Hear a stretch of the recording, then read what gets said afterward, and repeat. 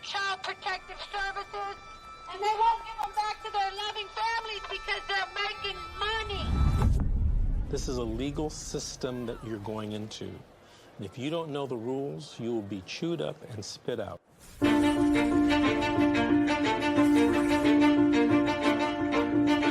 I could say anything to a mother who just got their children detained, you're in a crisis. Yeah. Life feels like it's over. The most important thing is regaining custody of your children. The child welfare system at its core is designed to protect children who need protection, okay? And that's key, is who need protection. So social workers, out of fear, will remove more children rather than only remove those children that truly need to be removed. It's okay. It's okay. This isn't someone stole your car. Someone broke into your house. This someone took your child, your flesh and blood. It doesn't say on this order that it was not proven. It says untrue. I immediately knew that, okay, well, this ain't over.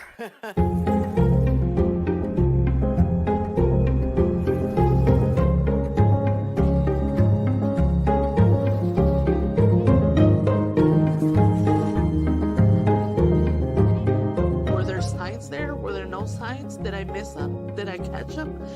At this point, I honestly don't know. Families only get a finite amount of time to reunify. I came into this field to help families, not destroy them. The difference between the criminal system and the child welfare system is substantial. You have more rights as a criminal than you do as a parent.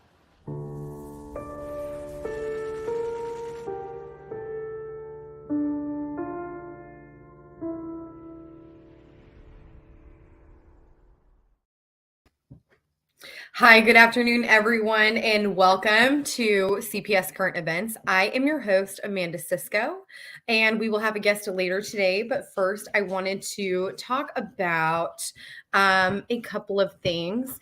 We were going to have a video today about the Adoption and Safe Families Act, and I was going to talk a little bit about that, but I don't think that we're going to get into that. So what I want to talk about today is family court corruption, and I'm sure, obviously, if you're listening to this, you can relate. So I would like to share a father's story who was very much oppressed, I guess you would say, by his family courts in his state, and he started speaking out about it, and I would like to go ahead and play that video for you today.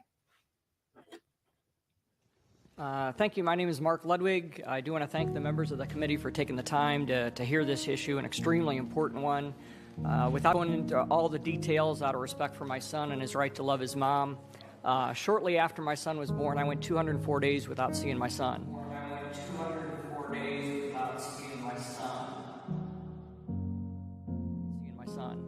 At the end of that time, I was relegated to the equivalent of an every other weekend visitor. Shortly after that, I was diagnosed with a pretty large growth in my brain. We didn't know what my future was going to be like. And it dawned on me that at that point, if something were to happen to me, my son's mom would automatically get sole custody. But it also dawned on me, if the situation had been reversed, I would have automatically gotten sole custody of the very son that I was already only getting every other weekend. Why would it take the death of a parent to convert from an every other weekend visitor to having full custody of a child? If that's the case, shouldn't both parents have 50-50? As a result of my story being televised on a news station in St. Louis, my story went viral. I think it's been 30 million views or something like that. And I started doing a lot of Facebook Lives. And my reach now is around 3 to 4 million in an average month. This past year I did a tour of 38 cities in 24 states. And this isn't about me at all. This is about a fact that obviously this issue resonates. If we're attracting 3 to 4 million people every single month that are paying attention to this, and as you look behind me at all the people that are affected, this is resonating, and it's the only issue in 30 years that I've been around the political arena that crosses gender lines, crosses racial lines, crosses political lines, crosses socioeconomic lines. It affects everybody. because we already know half of all marriages end in divorce. And for children, they have two traumas that they're dealing with. Trauma one is mom and dad aren't together. They don't know why, but they're very confused because they love both of them. Now add into that confusion, only one of them do they get to see on a regular basis. The other one is relegated as a visitor, which makes one parent in their mind the superior parent and one parent's the inferior parent. Now imagine that to a 7-year-old child or a 5-year-old child that doesn't know how to verbalize this confusion. And we wonder why, when we look at the statistics, between 70 and 94% of violent crime rates, incarceration rates, high school dropouts, behavioral problems, substance abuse problems, can all be tracked to growing up, in many cases without the father. But this is technically gender neutral. I'll fight just as hard for a mother as I will for a father. But the situation can be solved so easy by starting the case with a 50-50. In every other area of law, we start out with a due process that says people are innocent until proven guilty. And yet we walk into a courtroom and one parent is presumed to have the upper hand in most cases. Many of my followers and just about everybody in the room behind me will verify, most people I talk to say, you know what, I didn't have as much animosity for my ex until I met with my first family law attorney. And they told me that, look, in our state, you're probably not going to get 50-50. One of you is going to win, and one of you is going to lose. So unless you want to be the one that loses, you better start digging up dirt to prove why you're the better parent. And that creates this adversarial relationship, and that's why these court cases are drug out for 6 months, 8 months, 10 months, a year. That's why, as we just heard, people settle. People aren't settling because they're glad that the arrangement, they're settling because they ran out of money and they don't have an attorney to keep fighting for them. Can you imagine how different it would be if those parents would walk into an attorney and the first words out of that attorney's mouth are, look, in our state, you're probably both going to get 50-50. So you might want to learn how to work together and how to co-parent for the betterment of your child. And now all that money, instead of going to the attorney's college fund, can go to their own college fund for their own kids, instead of having one parent ripped out of that child's life. And so to continue on a path, and not in any way putting down the previous speakers, but to think that we're doing okay with our children across America and in the state of Pennsylvania, that people are settling and everything is fine, is almost like Mr. Magoo driving down the street, thinking that everything's fine while everybody's running off the road behind him because he's cutting them off. That's the situation that we're in right now. So I thank you so much for taking the time to hear this case, but I beg of you, please, for the kids of Pennsylvania, give them a chance to not have one of their parents ripped out of their lives. Give them a chance to not have one of their parents ripped out of their lives. Thanks so much.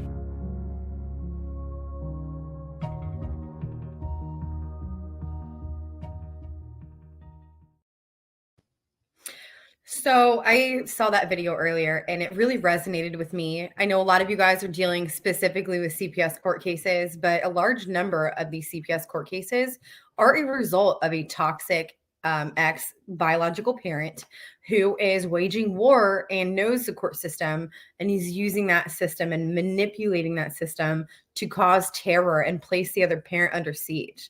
And really, at the end of the day, who suffers more than anyone? The children do. So I hope you guys enjoyed that video. I think that applies to every state in this country. And, you know, I don't know if you guys were reading along with what he was saying, but there were words on the screen that it wasn't quoting what he was saying. It was kind of like explaining the effects of what he was saying. So he was explaining one point that a lot of the funding, so every dollar of child support that a state collects, the federal government gives that state $1. So say you collected $1 million in child support, you get $1 million from the federal government. And that money, you know, goes toward the psychologists who do these parenting capacity evaluations on you to see if you're a safe parent, or, you know, these CPS workers who are identifying any possible issues with whatever parent is non-custodial. Okay, so Barbara says, my niece is dissociating. She gave up her most prized possession. Now she's not eating. How can I save her? Barbara, I am not a psychologist. I'm not sure exactly how to answer that question. If you can elaborate, maybe I can help you. I was told by the sheriff office that the only 2 cops I can report the abusive foster home to are 2 cops who are friends of the foster mom. This is not just corrupt, it's evil. Oh, okay. Okay, so I understand what Barbara is saying. Sometimes dissociation is one of the few ways that a human being is able to survive a severely traumatic situation that they're in. I know that I have had to do it at times. And it's something that I work on to avoid using that as a coping mechanism. But I'm not sure. I'm not sure what to tell you. We're all trying to figure out how to fight this corruption here, Barbara. But I wish you the best of luck, and let's keep in touch. So I want to go into the Adoption and Safe Families Act today. I will talk about it after all. The only reason I didn't want to talk about it at first is because, I was scouring my research platforms for like very honest and raw truths about the effects of the ASFA, Adoption and Safe Families Act of 1997. I had a little bit of trouble, but I'm going to play something for you guys anyway. And, I have always been a big supporter of the notion that, believe nothing you see and only believe nothing you hear and only half of what you see. And what you do see, run that through your own filter. You choose what to believe and what not to believe, and draw your own conclusions. So the purpose of ASFA is to speed up the legal process. The primary purpose of the law was to shorten the length of time a child spends in foster care and speed up the process of freeing children for adoption. ASFA places primary importance upon the safety of the child. So all of this domestic terrorism that is taking place in our country right now with the CPS and the family courts is operated under the guise of what is best for the child or child safety. It couldn't be less true. It could not be less true. So that's what their justification was, but really what it did was create incentives for CPS workers, foster parents, adoptive parents to just keep ripping these children away from their loving families who they very, very much want to go back home to. So Pennsylvania Progressive Movement says, yep, they get $1 for every dollar they collect. They care more about the money than visitation. My father paid child support for 23 years and he only saw the kid twice. Courts did not care about visitation. And no, I'm sorry, they don't. They don't. So let's go ahead and play that video. So this is about this video that we're going to play in a second. It's about the an extension to ASFA that was passed not too recently. So let's go ahead and play that second video.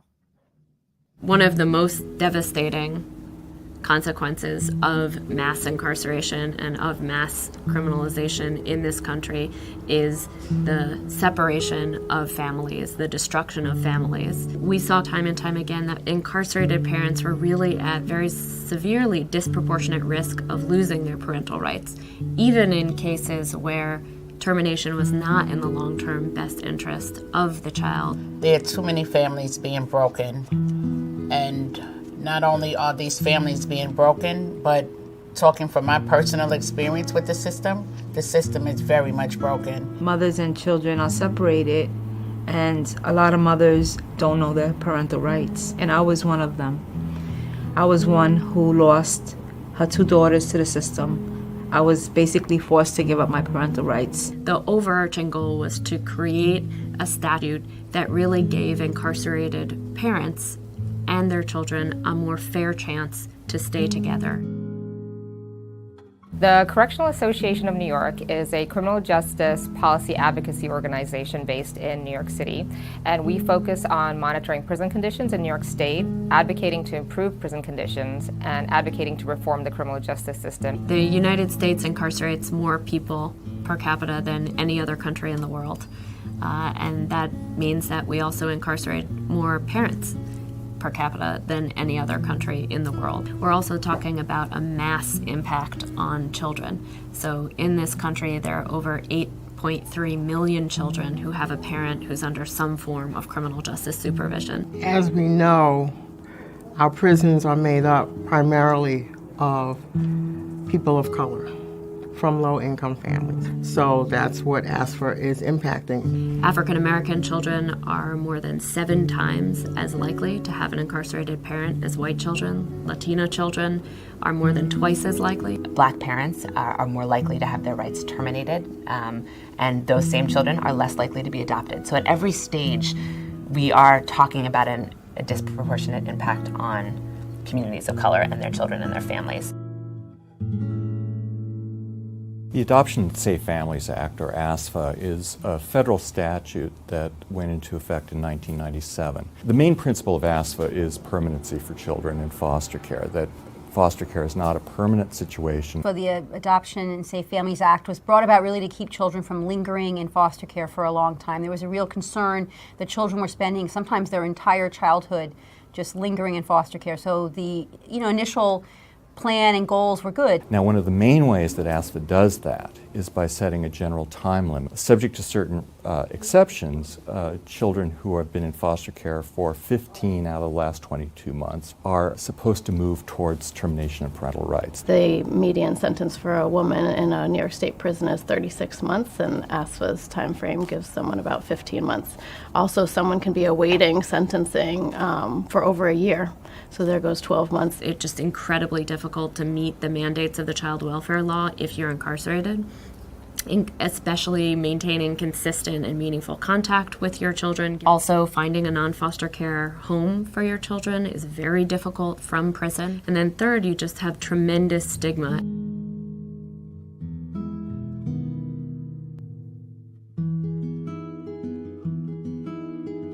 The Coalition for Women Prisoners is a statewide alliance made up of over 1,800 individuals and 100 organizations. It is formerly incarcerated women and men. We all were seeing case after case that showed just how far astray the law had gotten from what its original goals were, and knowing that something in the statute needed to be changed. It was a terrific campaign. It was a campaign that was really led by people who were most directly affected. We had the support of the New York State Office of Children and Family Services, and ultimately they passed and was signed into law on June 15th, 2010.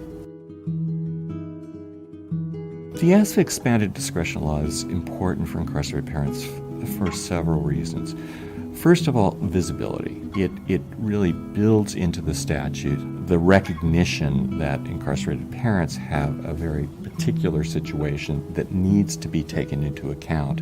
It also recognizes that a parent, even a parent who's serving a very long prison sentence, can continue to play that meaningful role in the child's life. Finally, what it does is it moves away from this rigid, one-size-fits-all, time-driven model of ASFA to create the necessary flexibility to allow child welfare workers to make nuanced decisions about what really would best serve these families. People like myself and other people fought hard to have this law put in effect. Like, no matter what you go through, those are your kids. Like, at the end of the day, those are all you have. Just like we saw that there was a need to change the statute and to change the law, now that the law has been changed and it's on the books, we've seen a real need to actually make that law jump off the page and come to life. We are really hoping with this video to make sure that all of the players involved know that there's a law on the books that helps ensure that families separated by incarceration really have the fair chance that they need and the fair chance that they deserve to try to stay together, to try to stay whole.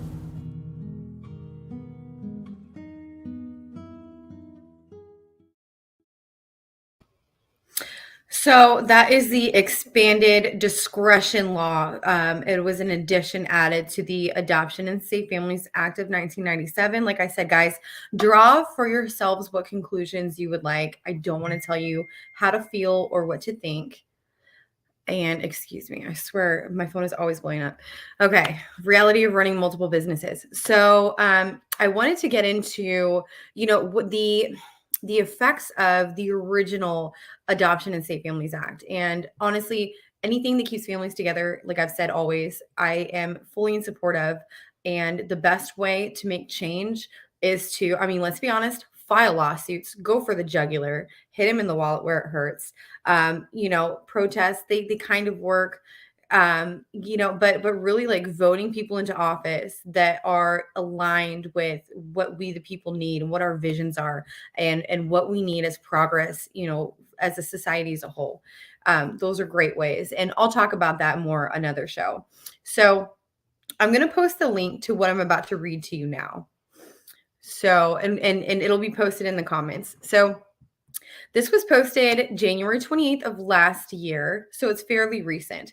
And the title goes, Adoptions and Safe Families Act is the crime bill of child welfare. As we move into a new Democratic administration, ending family separation inflicted by the so-called child welfare system should be a top priority.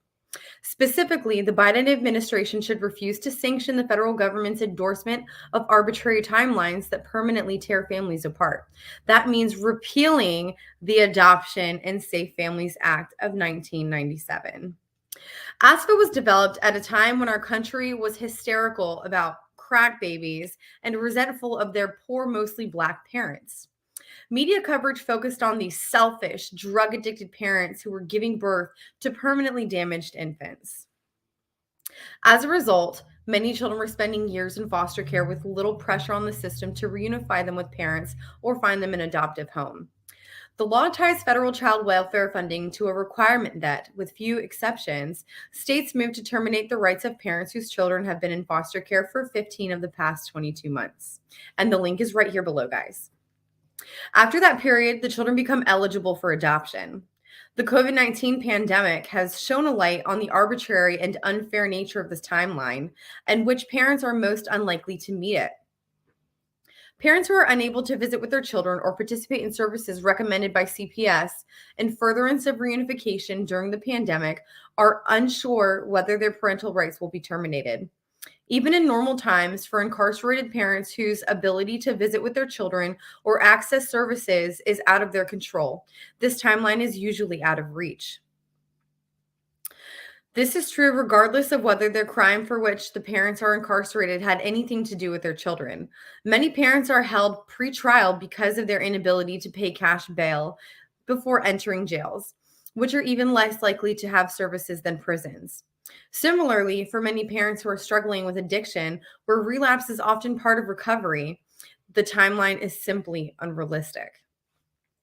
Worse yet, ASFA allows states to forego reasonable efforts toward reunification altogether if there are aggravated circumstances.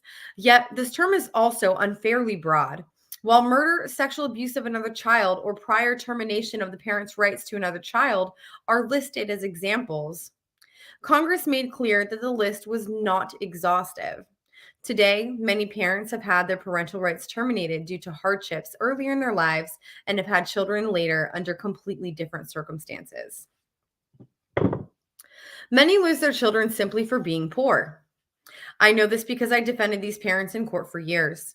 Imagine a 16-year-old who was not well equipped to parent as a teenager and therefore had a parental rights terminated. Once an adult in a wholly different personal and financial position than she was as a youth, if she found herself in contact with the child welfare system, the state would still not be required to make reasonable efforts. Regardless of a parent's progress or the triviality of the current allegations, the state may bypass reasonable efforts entirely using this gaping loophole. And others have argued vagueness of the aggravated circumstances exception contributes to the likelihood that life-altering decisions will be made arbitrary, capricious, and discriminatory. ASFA was a bipartisan effort championed by many Democrats during Bill Clinton's presidency. The Biden administration and Congress have had the opportunity to take a closer look at ASFA and make its reform or repeal bipartisan as well, particularly in the midst of a period of reflection and revelations about the societal harms of punitive laws more broadly. The overwhelming bipartisan support of the First Step Act shows that politicians have come to understand how misguided their earlier efforts like the 1994 crime bill were. ASFA is the crime bill for family law, and a movement has grown calling for ASFA's repeal.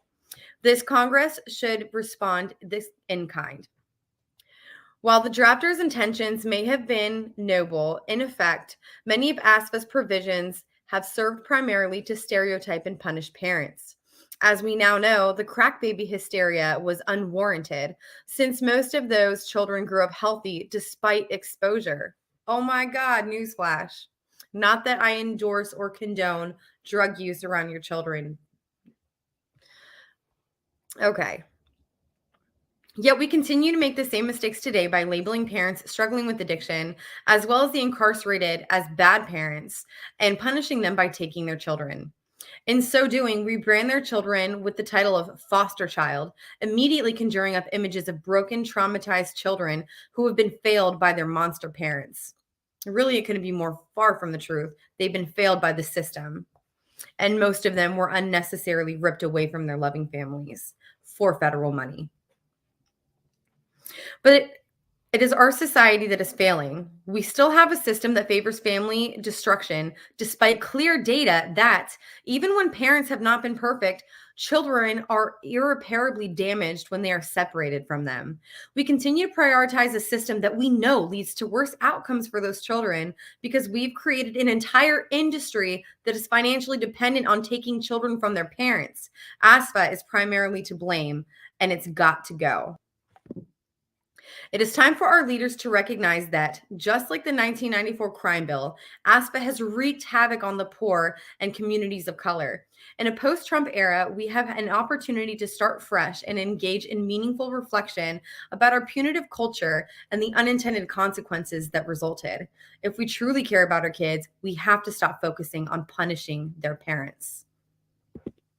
And that is it for that article, guys. The link was posted in the video. Feel free to take a read, and the author's name is Shanta Trivedi.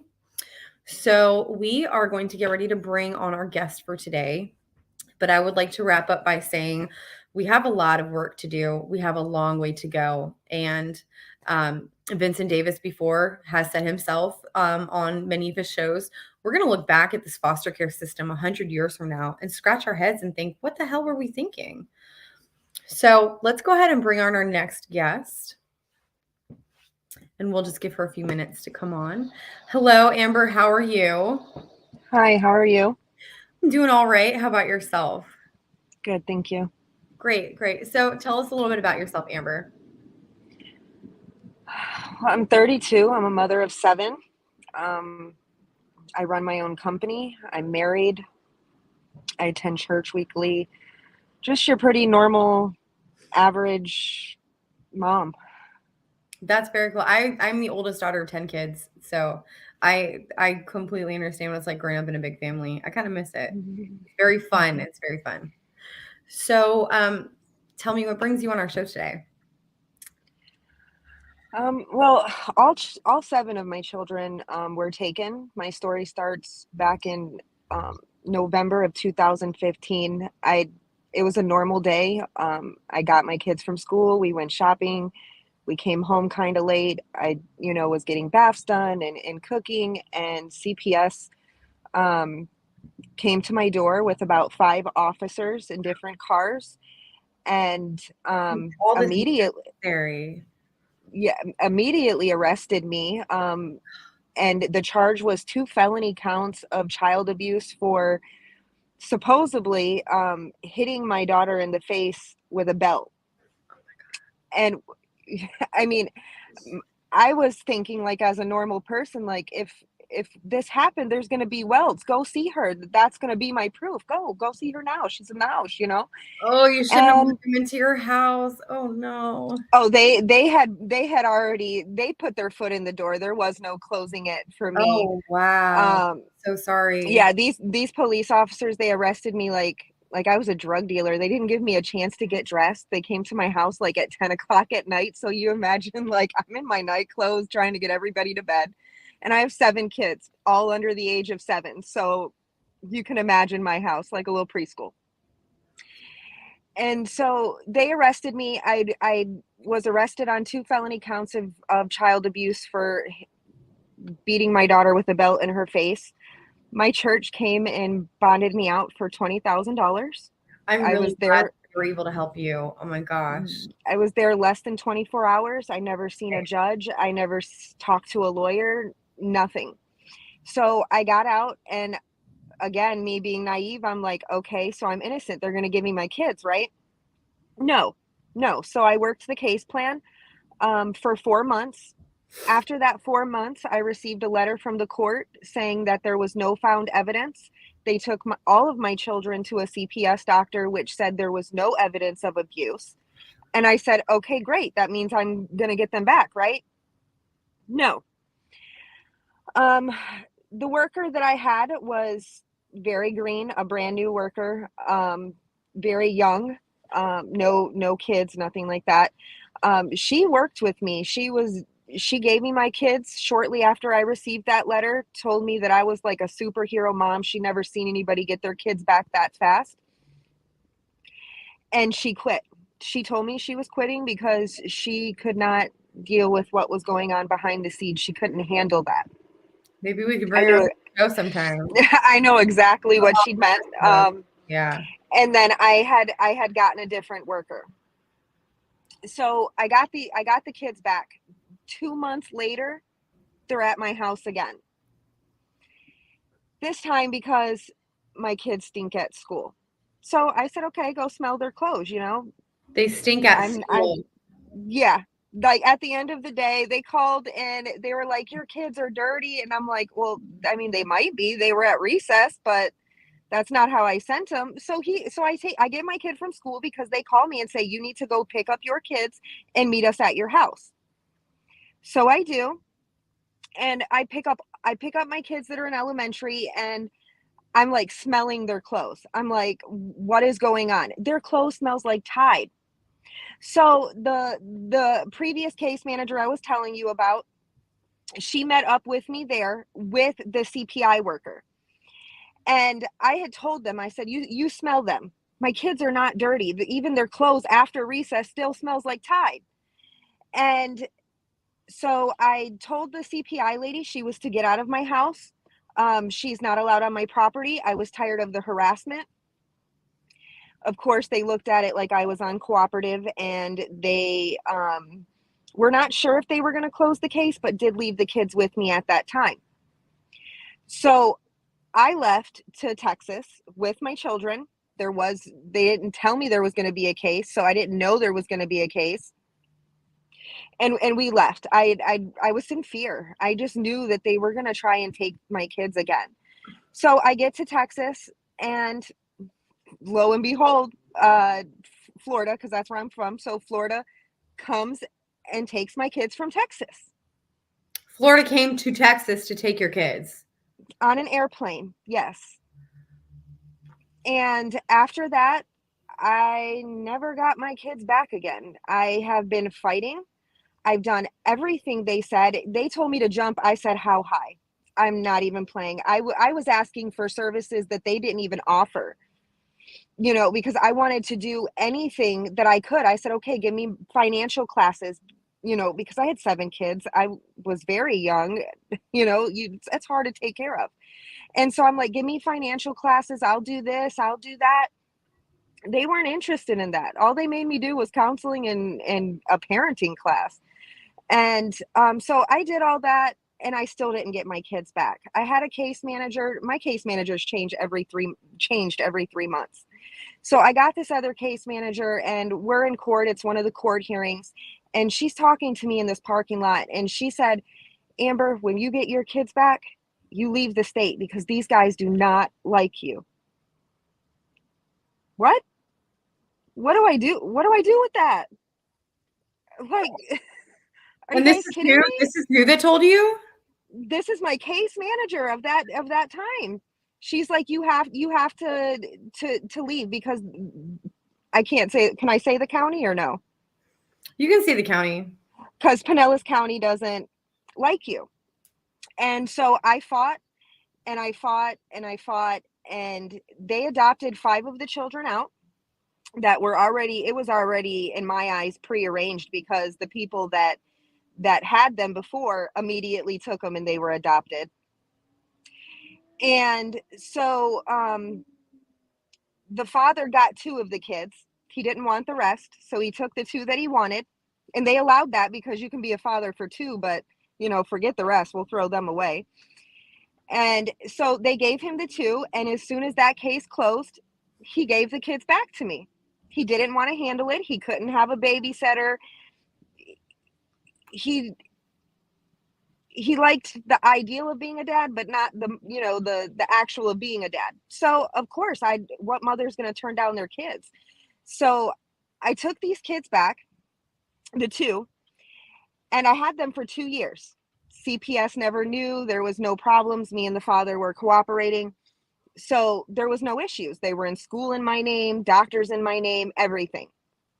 So the father got mad because he was no show, no call for 3 weeks. And I had plans that weekend. And I said, no, you're not coming to pick them up because I have plans and you've been a no call, no show for 3 weeks.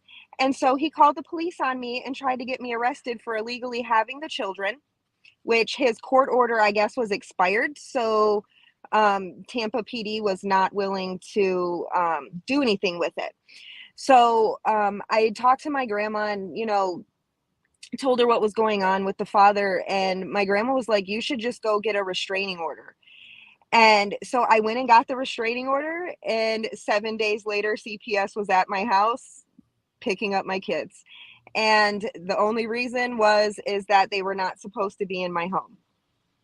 And after that, I continued to fight that. So it opened up another case plan. The ones I previously told you there was 5 adopted out.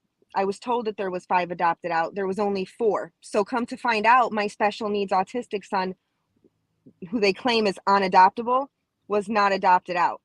So I fought for him. Where was your autistic son, your special needs son? Where was he this whole time? He wasn't in respite care, was he? He was in respite cares. He was bouncing back and forth between day and night placement. He was in and out of Baker Acts because they didn't want to deal with him. And he's still going through that. But so I got the 2 kids taken and I was fighting for them. And when I found out that my son was not adopted, I called the adoptions case manager and I said, which happened to be because they were not going to let me fight for this. So they had already given me the adoptions case manager. And so I had called and I told her, I said, you know what, I'm not leaving my son in foster care when I can if I'm capable of having 2 of them, why can I not have him too? And she had fought me on it at first. And then we started doing visitations together with the kids. And she seen what type of parent I was and how much I cared and what I did for them. I was the only active parent. And so she tried to help me. She said, okay, we're going to get him back into your house as a non-relative caregiver. What? A non-relative caregiver? Yeah, because he was already terminated. Biological mother. I told her, this is what I told her. I said, you call it an apple or an orange, but I'm going to call it what it is. And that's my son. I don't care what you call it in court. I want my kid.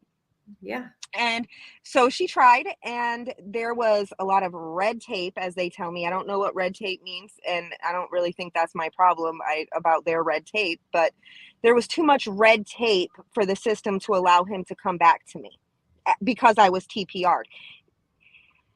And so I kept seeing him. They kept telling my son, now, mind you, he is autistic. Oh, you're going to go back home to your mom. We're all doing weekend visits together with his other siblings, unsupervised, all of that. And then after that, it went nowhere. Like, they TPR'd me again on the other 2 that were with their father, because here in Florida, if one parent has the child, the other parent cannot be terminated. They terminate 2 parents or they don't terminate any. So because he had your dad as well, this time around, yes, they did terminate him. So after this TPR, they kept me in my kids' life. I was their backyard parent. My son would run away from foster care because of the sexual abuse or the physical abuse, and he would run to me or he would call me. They would have me watching him. They would tell me it's okay to pick him up. They knew he was in contact with me. The case manager encourages it. But when we get into court, it's like none of that existed. They say that I don't see the kids, that I'm not allowed to. And you're not allowed to speak in court. You're not allowed. They don't I let you actually do a almost single word, not a single fucking word. no, and she threatened me 3 times with contempt of court because I wouldn't shut up. That sounds like me. And at that point, I'm like, look, I know my law, so contempt of court is like 72 hours. That's like a vacation, so it's kind of might be worth it to say what I want in court. But they wouldn't allow it. The guardian ad litems try to talk. They shut the guardian ad litems down. So I knew basically at the end of this case that they were not going to let me have these kids. No matter what I did, I completed the case plan. I was picking up and transporting for them. They didn't even need transporters because I was doing the job. But either way, they just, whatever that case manager said before, where they don't like me, that is what it is. And so they would not allow me to as well. So I'm in law school right now.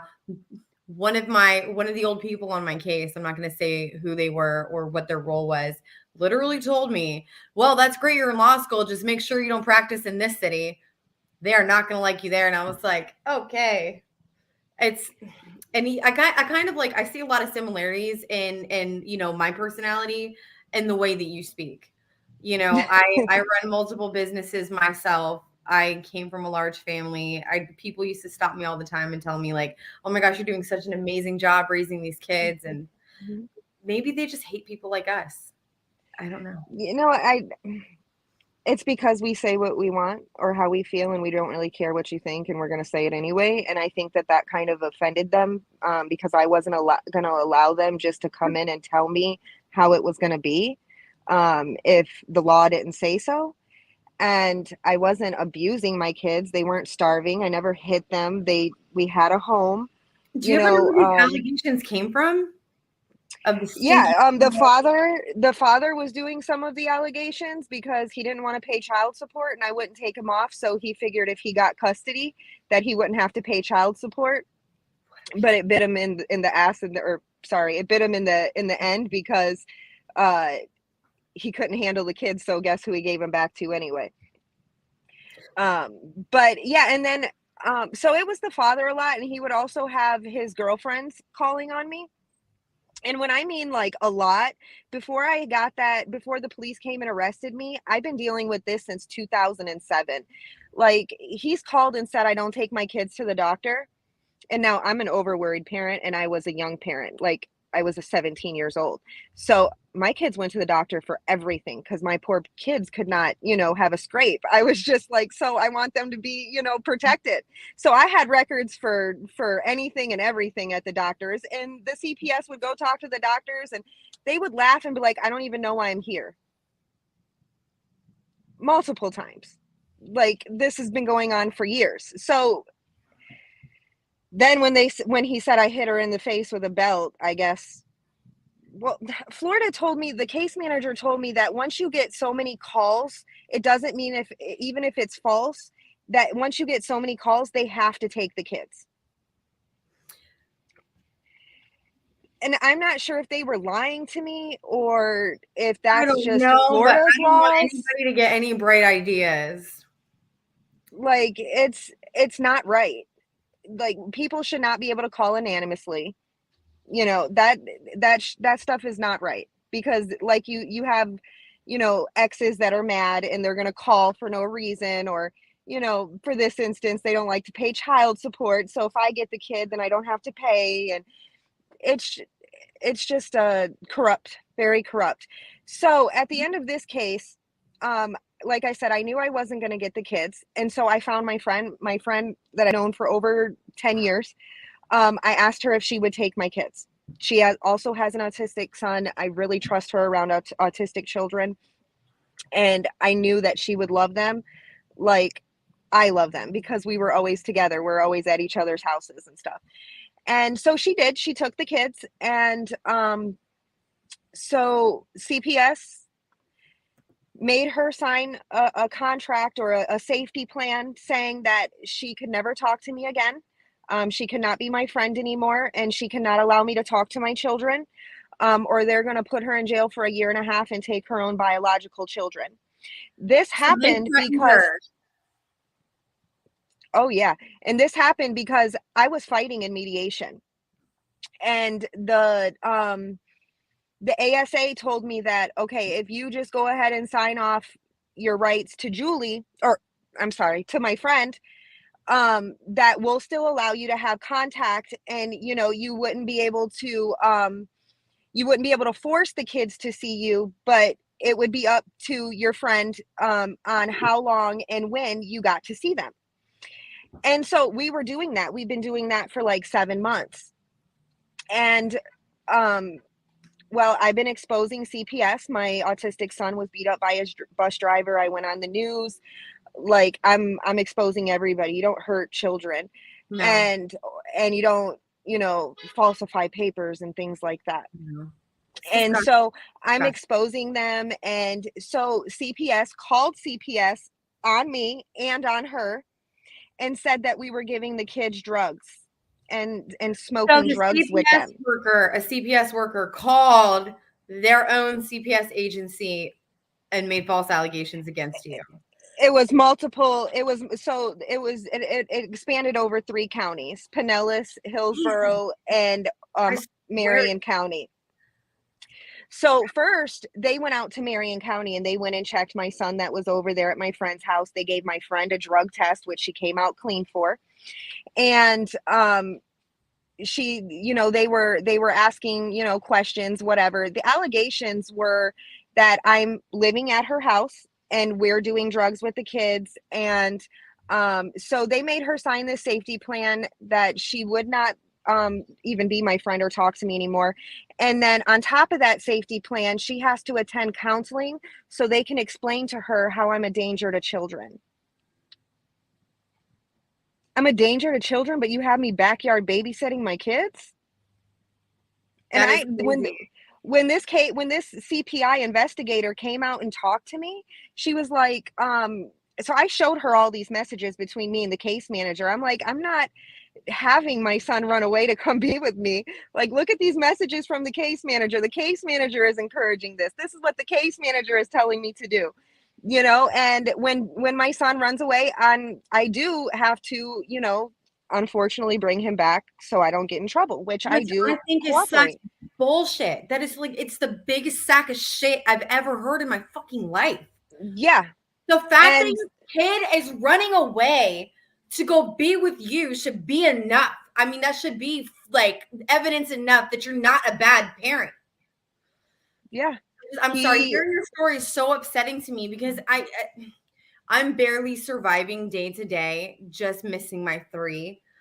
And I mean, and my oldest is 7 turning 8. I haven't seen them in almost a year because of, I don't want to get into it, because a lot of case parties on this whole thing like to watch the show and bring it up in court. I'm sorry. So now it's been like a couple months since I've been able to talk to any of my kids, well, except my son that's autistic. He sneaks at school to call me, and his teachers and his friends let him call me. I talk to his teachers all the time on Facebook because that's how they have to get a hold of me. And but besides that, the ones that are with my friend, she's had to completely block me off of Facebook because she's in fear of losing her own bio. Which I understand, you know what I mean? I understand how they bully and how someone, if you've never dealt with CPS like that, how you can actually really be in fear for your life. Yes. And so that's where the story ends for me legally, because now I can't do anything. But since they still have me involved in the background, I'm able to know that, there's very inappropriate things going on at this autistic group home, enough to make my 14-year-old feel very uncomfortable between staff and children. Back when I was getting visitation, my son was in this particular home, and the foster mom gave my son her cell phone to call his guardian ad litem. And instead of supervising him, he got into her into her phone, which had her homemade pornography on it, with multiple men. And because she made my son upset and he does stuff that I don't condone, he took that and sent it to himself and everybody else in her contacts. And then she was calling my son a sexual offender because he did that. And so I actually made a police report and I made a CPS report against the home. They laughed in my face and said that basically I was an idiot and didn't know what I was talking about. The foster home got a slap on the hand, and was told, to not be handing out her phone, I guess, but she was still allowed to keep children in her home. And then so my son was kicked out of there because obviously she was kind of salty that her I'm just boyfriend glad signed that. homemade videos got sent to everyone in her contacts because that's what that fucking bitch deserves. Okay, let's just.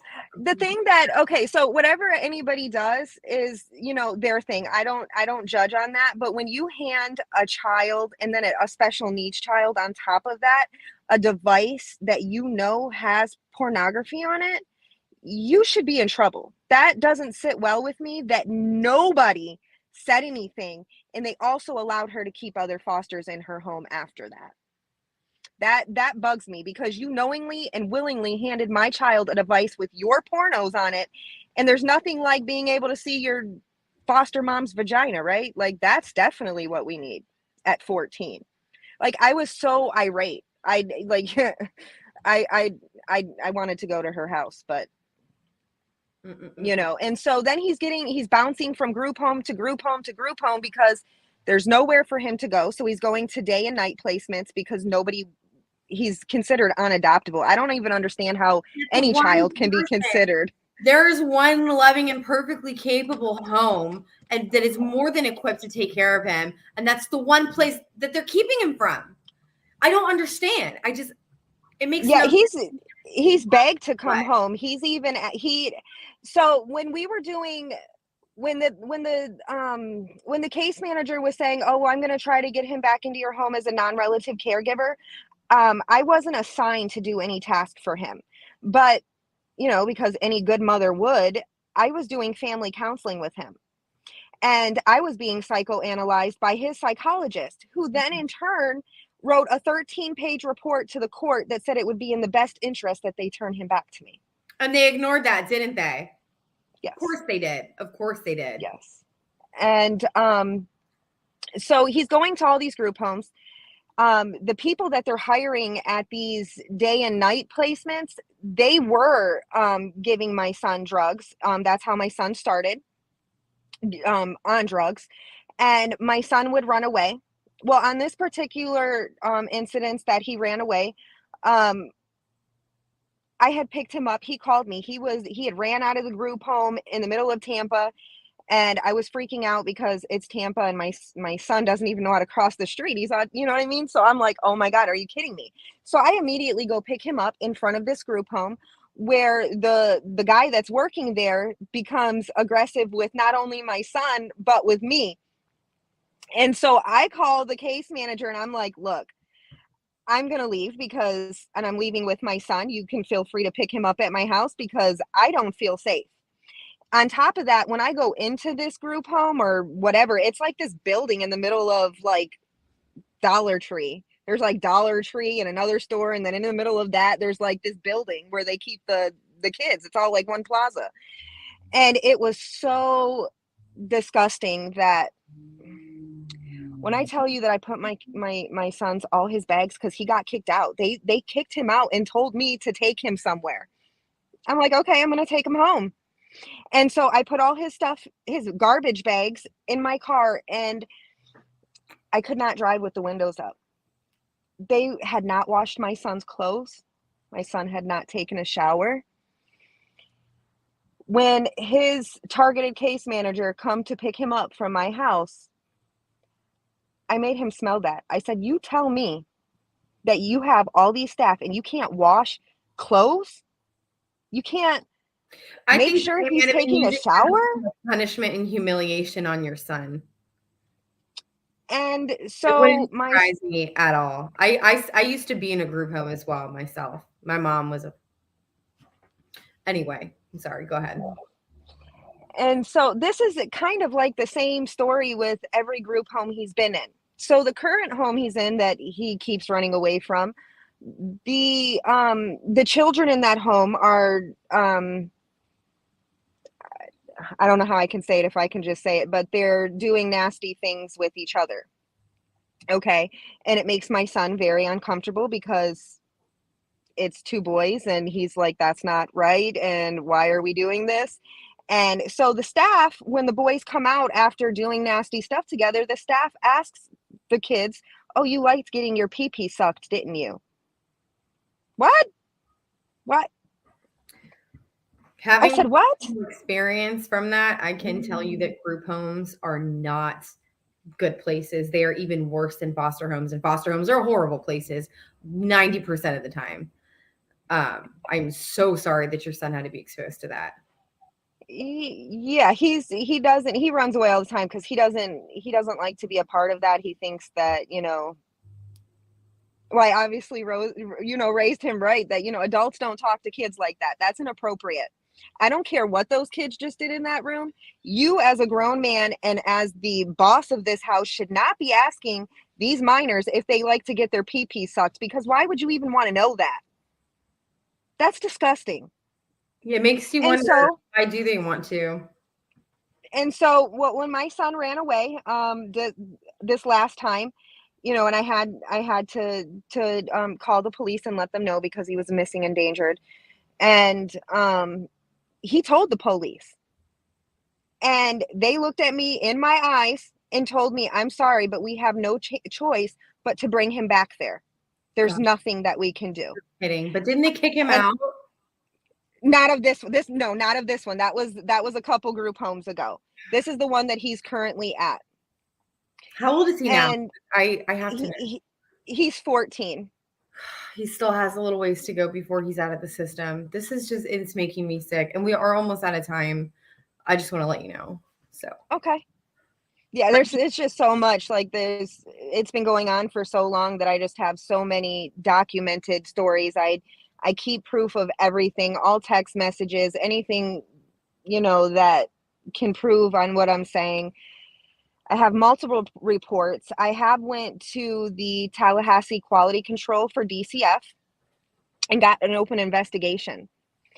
And because I just knew that there was a bunch of stuff not right. Well, the report came back that there was a lot of missing evidence missing files in my file. I have, for my husband, because I remarried. So my current husband, he was on the last case plan. He was doing the drug test just like everybody else, and passing and blah, blah, blah. And then that case manager left and a new one came, and all of a sudden, my husband, they didn't even know that I had a husband. Who would have thunk that? And so he was just like nowhere to be found. Well, we have the papers where he did the drug tests. We have all of that. And so I sent it in to Tallahassee, but in the file, they don't have that he was ever even on a case plan. So there's just a lot of things that I just know that this cannot be okay. It sounds like pure malfeasance to me, honestly. I'm so sorry to hear that you were going through this. Before I ask you our wrap-up questions, and I'm so sorry we ran out of time, I would love to have you back on to talk absolutely. about whatever you didn't have time to talk about today. I appreciate it. Anything else that you would like to add before I ask you those wrap-up questions?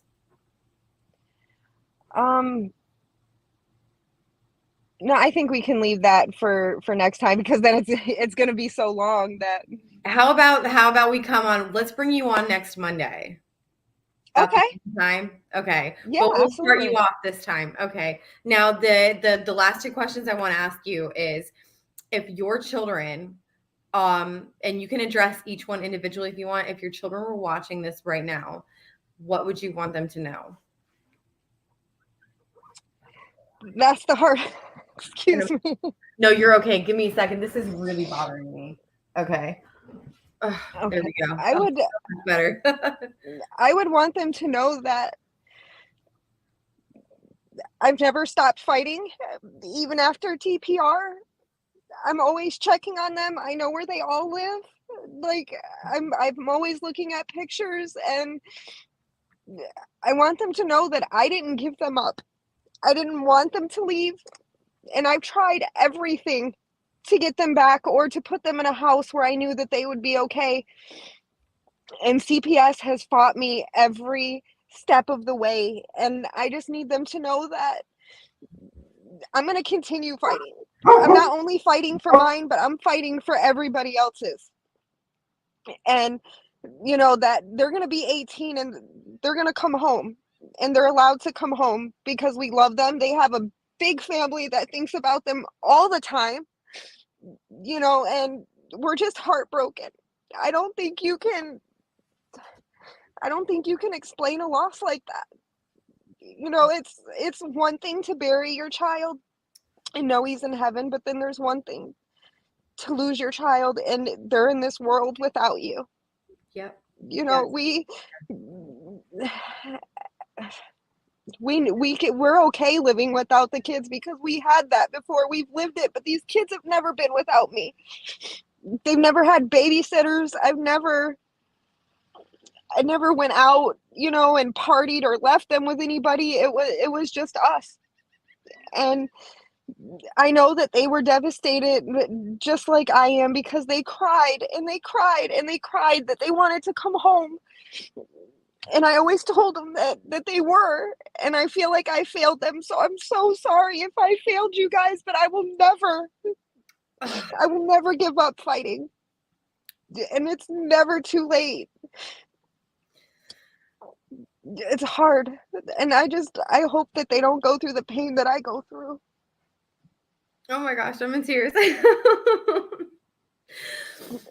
I always used to say on the show, I personally believe that, that losing your child in life is worse than losing your child in death, because at least in death, you know they're in a better place and you have that closure. But losing them in life where you don't know if they're okay, especially with your special needs son, where you know that he's suffering and you have tried everything, and these fucking demons are just ripping these children apart and traumatizing them over and over.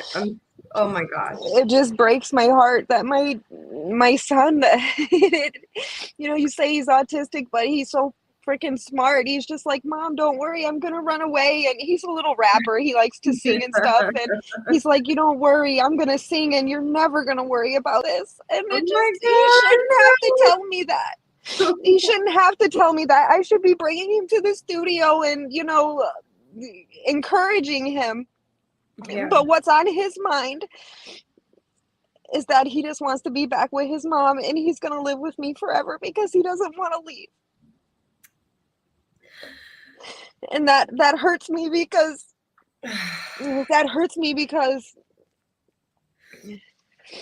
I shouldn't have to hear, my child shouldn't have to say that. I should be protecting my child. My child should not have to protect me or worry about if I'm sad or not, or he shouldn't have to be the one to call me. I should be able to call him.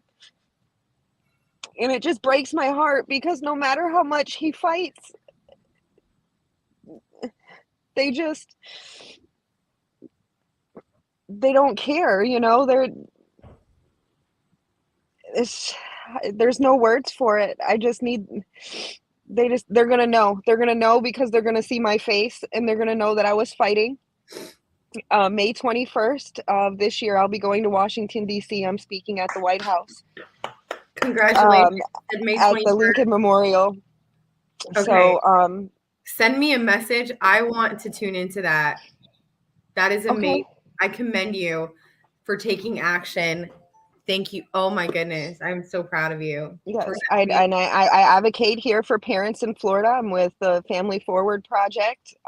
So we're a big project, and we're going to try and make some laws out here in Florida. I know that Texas is now TPR by jury, and we're going to try and make that nationwide. Arizona just passed a bill doing that very same thing.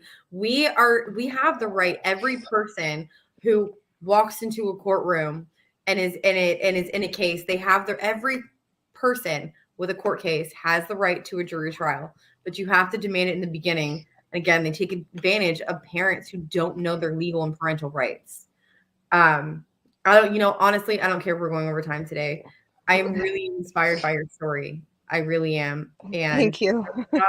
don't stop fighting. I'm seeing, over the time that I've been doing these shows, I can personally see how much momentum we are beginning to get. And we just need to Yes. keep that moving. We just need to snowball that shit and shut this down. And it's going to happen. People are waking up. It's gonna happen. Oh yeah. It's happening by the thousands. People are Oh angry. yeah. We got angry parents. Oh and, yeah. Oh, and we're coming. We're Yeah. coming. And we're gonna do it. We're gonna do it. I was talking to somebody on my group, and I said I don't mind being the Rosa Parks of this movement, because someone's got to. Yeah. And if we didn't have the Rosa Parks, then who knows where we would be today. Yes. And so I'm prepared to stand on the front line. And even if I get attacked, I've been attacked, but even if I continue to get attacked, because if you don't fight for this now, your children will not have a voice in the future to fight. And we're not going to know what family is, because they're going to tear all the children away from the parents eventually. And we're not going to know what family is. There will be no family dynamic. And you're going to have a bunch of children or adults at that time that are trying to run this country. We're going to with be a lot of psychological issues. And oh yeah. Oh yeah. We have a lot of work to do, guys. We have a lot of work to do. Absolutely. Now, last question before we close today. If there was another parent, any parents who are in your particular situation, unique to your case, what advice would you give them?